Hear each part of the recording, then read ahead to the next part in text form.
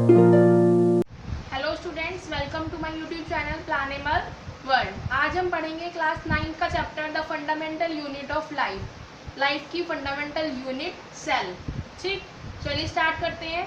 Cell, what is cell? Cell क्या है? Cell is the fundamental structural and functional unit of all living organism. Cell क्या है? सभी living organism की fundamental structural और functional unit है। स्ट्रक्चरल का मीन्स कि हमारी जो पूरी बॉडी है, सभी लिविंग ऑर्गेन्स की जो पूरी बॉडी है वो किससे मिलके बनी है? सेल से मिलके बनी है। तो सेल क्या है? स्ट्रक्चरल यूनिट है। फंक्शनल यूनिट है बिकॉज सारे फंक्शंस, पूरी बॉडी के फंक्शंस किसके थ्रू कंप्लीट होते हैं? सेल के थ्रू कंप्लीट होते हैं, सेल में कंप्लीट होते हैं। इसलिए सेल क्या है? फंडामेंटल यूनिट है किसकी? सभी लिविंग ऑर्गेनिज्म की फंडामेंटल स्ट्रक्चरल और फंक्शनल यूनिट है सभी लिविंग ऑर्गेनिज्म की। क्या? सेल। क्लियर? अब देखते हैं डिस्कवरी ऑफ सेल। सेल की डिस्कवरी कैसे हुई, किसने की, कब की? Cell is discovered by Robert Hooke. Sorry, यहाँ पे ईयर रह गया है। इन 1665। कब की? सेल की डिस्कवरी किसने की? रॉबर्ट हुक ने की। कब? इन 1665 में की। आप यहाँ पे ऐड कर लेना, 1665 मिस हो गया। While examining a thin slice of bottle cork under a primitive microscope। कब की? एग्जामिनिंग करते हुए। किसकी एग्जामिनिंग करते हुए? एक थिन स्लाइस। किसकी thin slice? Bottle cork. Bottle cork क्या है? बॉटल कॉर्क होती है किसी पेड़ की छाल, बार्क ऑफ अ ट्री।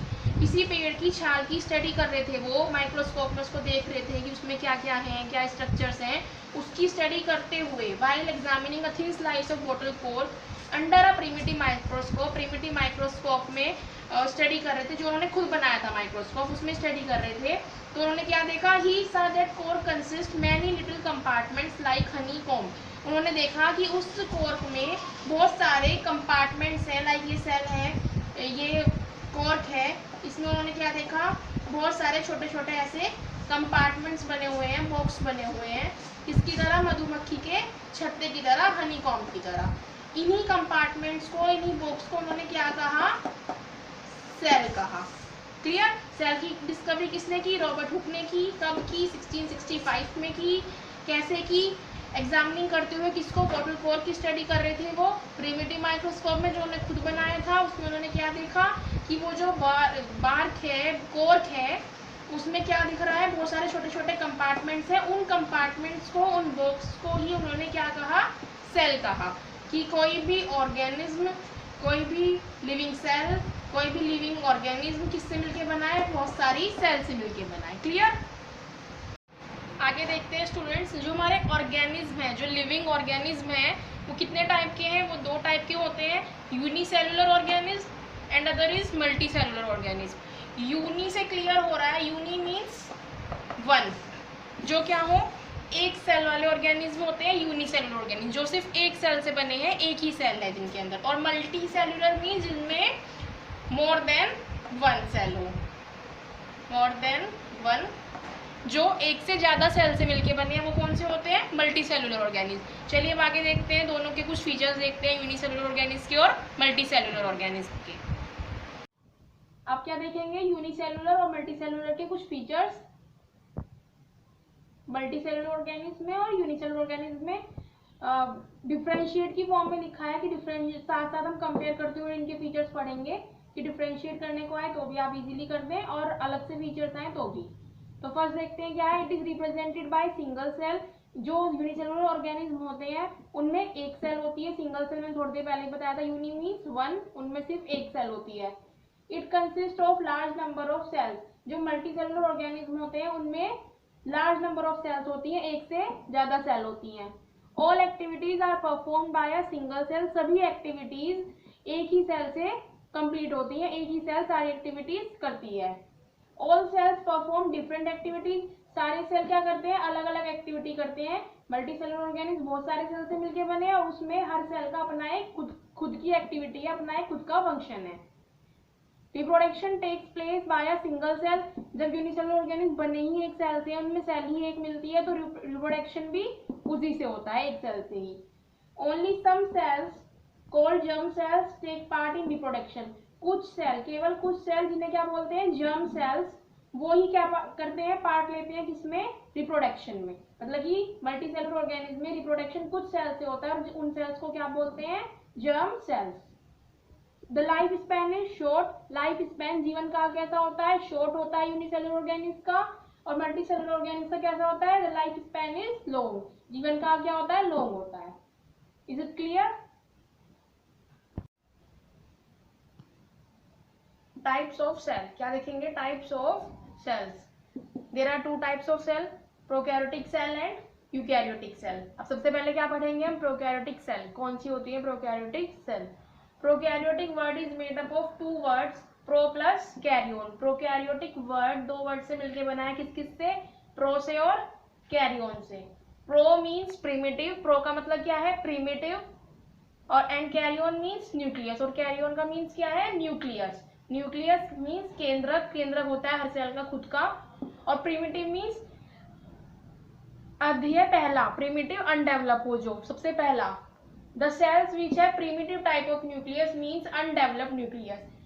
वो सेल्स जिनमें क्या हो, प्रिमिटिव टाइप का न्यूक्लियस मिलता हो, मीन्स अनडेवलप्ड न्यूक्लियस मिलता हो। अनडेवलप्ड न्यूक्लियस से मतलब है कि उस न्यूक्लियस में न्यूक्लियर मेम्ब्रेन नहीं होती। तो जिस सेल्स में ऐसा न्यूक्लियस मिलता है वो कौन सी सेल होती है, प्रोकैरियोटिक सेल होती है, जिनमें अनडेवलप्ड न्यूक्लियस मिलता है, मीन्स न्यूक्लियस में न्यूक्लियर मेम्ब्रेन नहीं होती। Cell organelles are absent in these cells, इन सेल में सेल ऑर्गेनेलीज एब्सेंट होते हैं। सेल ऑर्गेनेलीज, बहुत सारे सेल ऑर्गेनेलीज आगे पढ़ेंगे, वो सब क्या होते हैं, प्रोकैरियोटिक सेल में एब्सेंट होते हैं, प्रोकैरियोटिक सेल में नहीं मिलते। Only 70 type of ribosomes are present. Ribosome भी एक सेल ऑर्गेनेली है, ये दो टाइप के होते हैं, 70S एंड 80S। तो प्रोकैरियोटिक सेल्स में कौन से टाइप के मिलते हैं, 70S टाइप के राइबोसोम मिलते हैं। तो क्लियर हुआ प्रोकैरियोटिक सेल्स। प्रोकैरियोटिक सेल वो सेल होती हैं जिनमें अनडेवलप्ड न्यूक्लियस मिलता है और सेल ऑर्गेनेलीज नहीं मिलते, 70S टाइप ऑफ राइबोसोम मिलते हैं। फॉर एग्जाम्पल बैक्टीरियल सेल, जो हमारी बैक्टीरियल सेल है, बैक्टीरिया है, वो क्या है, प्रोकैरियोटिक सेल है। ब्लू ग्रीन एल्गी भी क्या है, प्रोकैरियोटिक सेल है, प्रोकैरियोटिक का एग्जाम्पल है, ये क्या है, प्रोकैरियोट्स है। नेक्स्ट क्या है हमारी, eukaryotic cell. Eukaryotic word is made up of two words, eukaryotic word दो वर्ड से मिलकर बना है, eu plus karyon. Eu means developed and karyon means same nucleus. The cells which have developed nucleus bounded by nuclear membrane are called eukaryotic cells. वो cells जिनमें well developed, अच्छे से पूरी तरह से डेवलप न्यूक्लियस मिलता है, बाउंडेड बाय न्यूक्लियर मेम्ब्रेन, कि जिस न्यूक्लियस के बाहर क्या हो, न्यूक्लियर मेम्ब्रेन भी मिले, ठीक, वो वेल डेवलप न्यूक्लियस हो गया। These cells have organelles like mitochondria, plastid, lysosome and 80S type of ribosomes. इन सेल्स में सभी सेल ऑर्गेनेली प्रेजेंट होते हैं, जैसे कि माइटोकॉन्ड्रिया, प्लास्टिड, लाइसोसोम, और इसमें राइबोसोम कौन से मिलते हैं, 80S टाइप राइबोसोम मिलते हैं। यूकैरियोटिक, प्रोकैरियोटिक में कौन से थे, 70S टाइप थे, और यूकैरियोटिक में 80S टाइप राइबोसोम है। For example plant cell and animal cell, जो प्लांट सेल है, जो एनिमल सेल है, वो किसके एग्जाम्पल है, यूकैरियोटिक सेल के एग्जाम्पल है, वो क्या है, यूकैरियोट्स है। नेक्स्ट क्या है, differences between prokaryotic and eukaryotic cell. तो पहला डिफरेंस क्या है, size is generally small 1 to 10 micrometre. जो प्रोकैरियोटिक सेल्स होती है उनका साइज 1 से 10 माइक्रोमीटर होता है। यूकैरियोटिक सेल्स का कितना होता है, 5 to 100 माइक्रोमीटर होता है। Nucleus is undeveloped without nuclear membrane, अभी पीछे भी पढ़ा था, न्यूक्लियस कैसा होता है इन सेल्स का, प्रोकैरियोटिक सेल का न्यूक्लियस अनडेवलप होता है, मीन्स उनमें न्यूक्लियर मेम्ब्रेन नहीं होती। और यूकैरियोटिक सेल में जो न्यूक्लियस होता है वो पूरी तरह से डेवलप होता है, वेल डेवलप न्यूक्लियस मिलता है, मीन्स न्यूक्लियर मेम्ब्रेन भी मिलती है। ये न्यूक्लियर मेम्ब्रेन है, ये न्यूक्लियस है,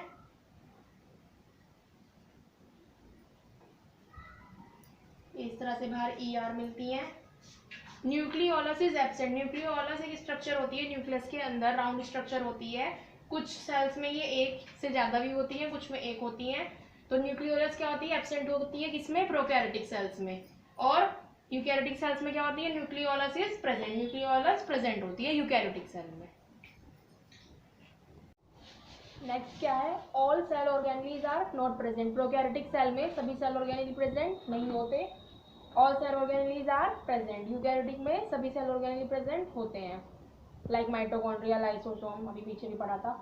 next 70S type of ribosomes are found. and in eukaryotic cell 80s type of ribosomes are found. It contains single chromosome and it contains more than one chromosome. Prokaryotic cell में single chromosome मिलता है और eukaryotic cell में एक से ज़्यादा chromosome मिलते हैं. यहाँ पे ऐसे होता है क्रोमेटिन थ्रेड. तो प्रोकैरियोटिक सेल में सिंगल क्रोमोसोम मिलता है और यूकैरियोटिक सेल में मोर देन वन क्रोमोसोम्स मिलते हैं. And now it's your turn. Means अब बारी आज है क्वेश्चन की. तो क्वेश्चन क्या है, प्रोकैरियोटिक सेल और यूकैरियोटिक सेल के आपको कुछ मोर एग्जांपल्स कमेंट बॉक्स में कमेंट करके बताने हैं. जैसे मैंने आपको कुछ एग्जांपल्स बताए हैं वीडियो में देखने के बाद, उनसे अदर आपको एग्जांपल्स बताने हैं और कमेंट बॉक्स में कमेंट करके इस क्वेश्चन का आंसर देना है. And don't forget to like our video and share our video. And please student subscribe my channel. Thank you.